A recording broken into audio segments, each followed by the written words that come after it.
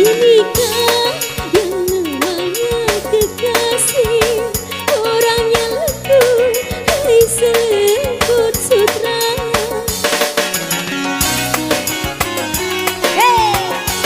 Kukira yang namanya kekasih, orangnya buas, hai sebuah serigala.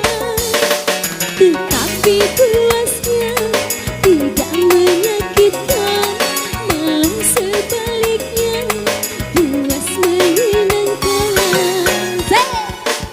Cubit bibir dikecup, berdiri si bulu roma, gigit bibir digigit, selingkuh masih terasa.